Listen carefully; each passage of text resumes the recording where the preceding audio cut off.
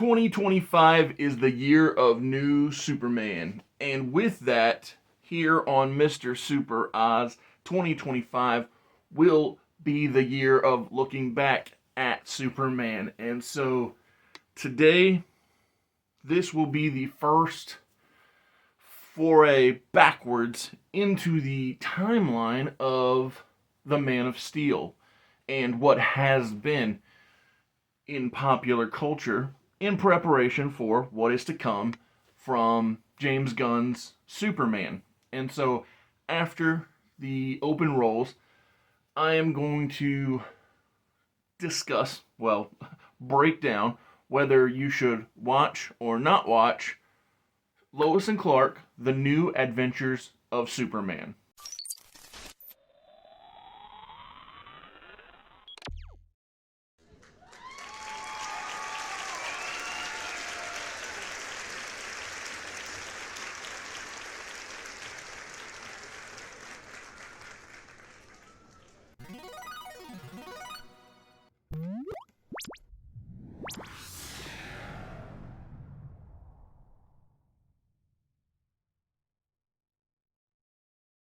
The first question when it comes to Lois and Clark, The New Adventures of Superman is, does it hold up? Because I keep seeing things on the internet saying, oh, look at what a downgrade David Cornsweet is to whether it be Tom Welling or Henry Cavill. And while I don't necessarily agree with that idea, especially since the movie is not out and you're judging a 20 some second flight scene as opposed to a 10 season show or what is it, 3 or 4 movies with Cavill. I think that that's a little disingenuous. The question of does Lois and Clark, The New Adventures of Superman, hold up in a 2025 eye or mindset outlook? I'll be real, it does struggle because of how noticeable the lack of budget is. Like,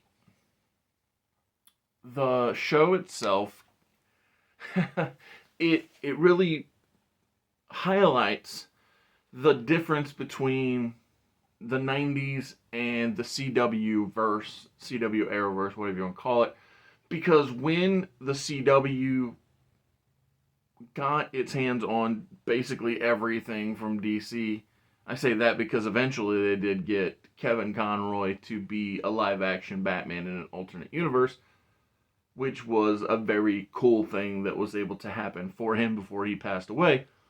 But what I mean is, even with the CW having a low budget, you could still tell that they had a decent budget. You know, they were doing their best, especially with superpowers when it comes to Supergirl or the Flash. And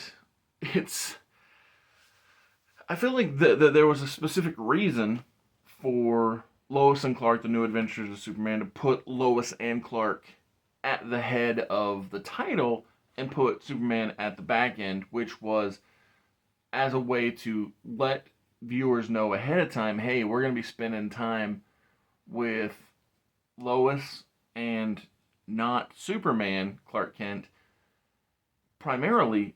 And, you know, obviously that's a money-saving endeavor to go that route because while, yes, Clark will inevitably turn into or change costumes into Superman and do something heroic, the concept of focusing on the mind of the man and the outlook of his love interest or partner before they get together was strategically intelligent.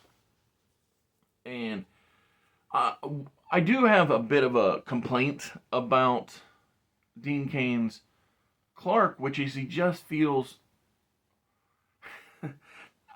I'm going to say, together.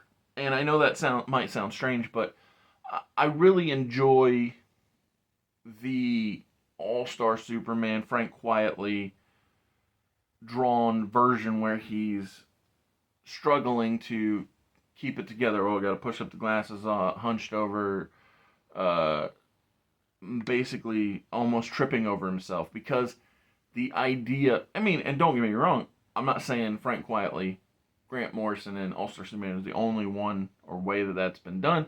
Like the difference between Clark and Superman isn't just glasses and a curly hairdo, but it's the complete presentation of Clark being not altogether with it and Superman being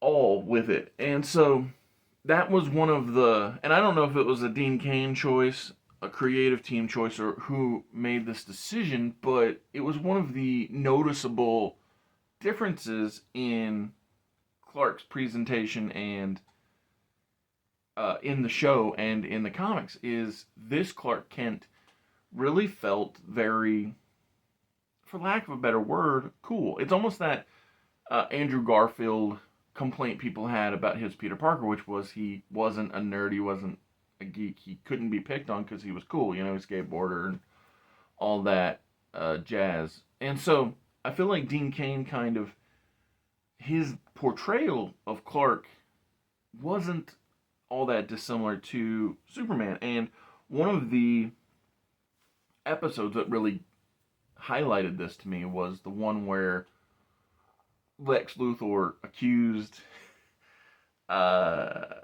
Superman using his powers of being a global warming catalyst, thermal event or something of that nature. And so Superman is told by the court he can't use his powers. And Cat Grant and Lois Lane are fighting over whose house he'll stay at, and he's like, "Oh, I'll just stay with Clark. That'll be less problematic, basically." And Lois comes over to make Clark dinner, or Superman and Clark dinner, and whether Dean Kane is wearing the Superman suit or the civilian clothes for Clark Kent, he's just very similar. Like it's almost that whole, oh, you would know somebody if they just took their glasses off and put their glasses on. But that's the disconnect. And I don't know where it started, the this is all the identity is thing, but I think that it's quite noticeable in this show, Lois and Clark: The New Adventures of Superman, that Dean Kane's portrayal of Clark and Superman are almost indistinguishable. And so that's definitely one of the problems that I have with the show overall is the lack of being able to differentiate Clark and Superman. Thank you for being here at Mr. Super Oz. This video is going out, and this channel only exists because I, Oz, founded Gamble Comics, which first release was Everlasting Survivors, a 68-page graphic novel called All Day Long. Available now. Follow the link in the description that will take you to gamblecomics.com. While there, you can get hats, shirts, posters, much, much more, but most importantly, the story itself. Coming soon from Gamble Comics, BC Brute. However, when it comes to the show broadly speaking, I think the casting of Lex and Lois are so spot on. The Jimmy Olsen, while not a redhead character, he's so lively and earnest. And Perry White, the actor they got for that role was so what I had envisioned. It's funny. So I think Jonathan and Martha Kent are some of the most contrary to what I would envision in my mind, especially the stature of Jonathan Kent. However, the actor who plays Jonathan, man, he really, while he doesn't visually look initially what I would have expected Jonathan to look like, he really brings the heart of the father character in, and I've always thought that he did a good job, and I also like his range because here he's all loving and he's caring. He's a father that everybody would want.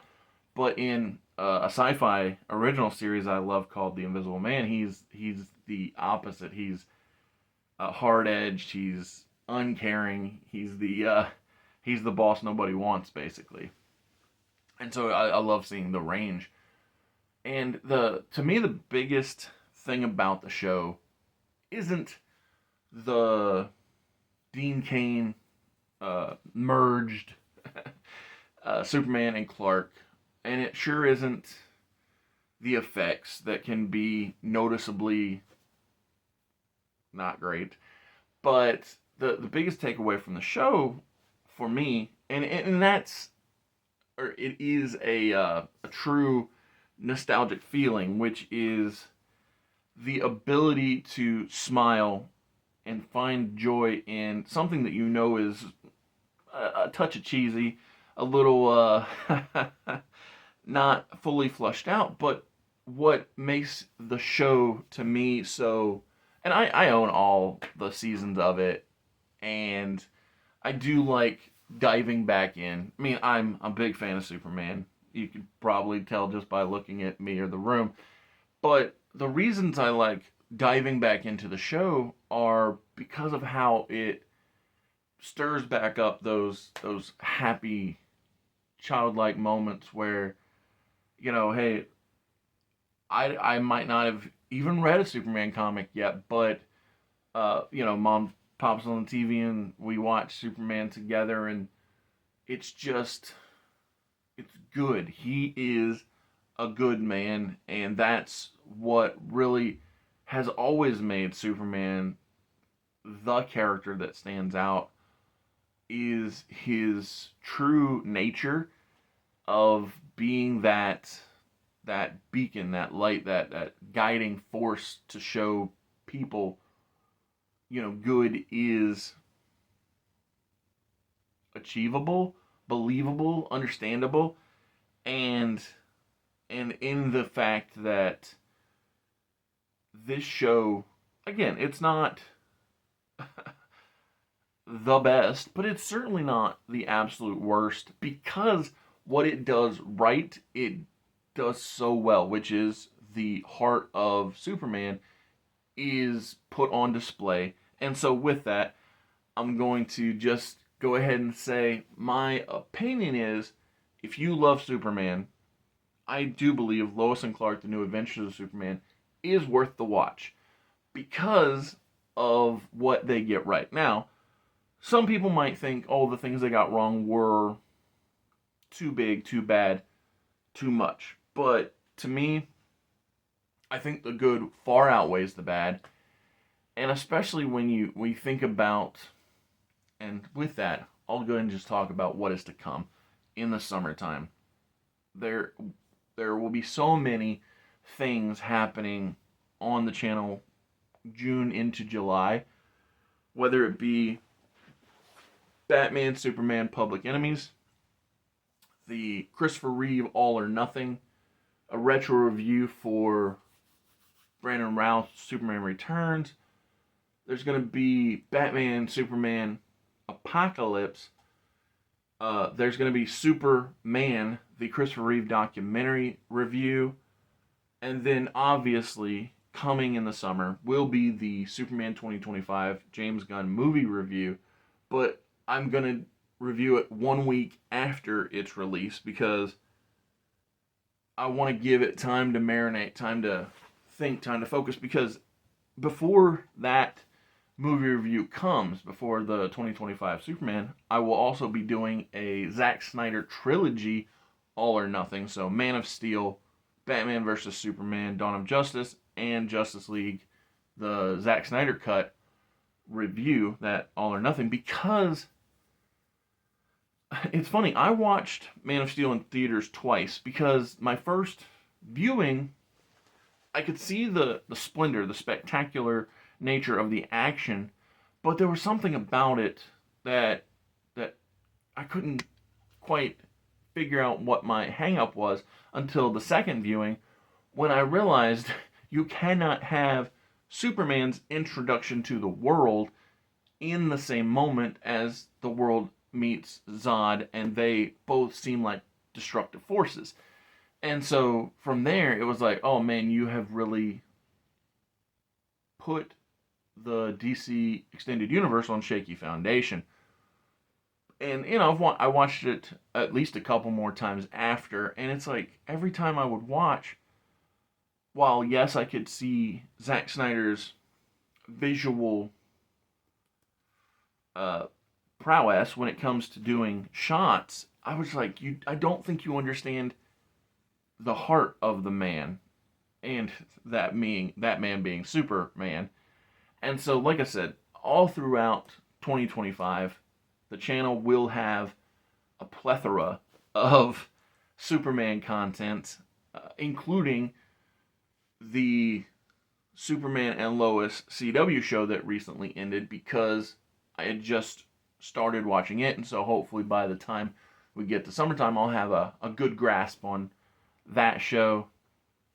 And then it's not Superman related, but to kick off the Superman couple of month reign, I'm going to do something that, if you've already watched my Batman 89 throughout 90, what is it, 6, 7, whatever it is, 98 movies, all or nothing, you'll know that it's been going over in my head. And so before the Superman movies get reviewed, I'm going to start a thing that will be semi-reoccurring whenever necessary, which is movie reimagined, and it's going to start with the Batman quadrilogy reimagined, when I break down how I think it would have been fun if those four movies were actually plotted out to be.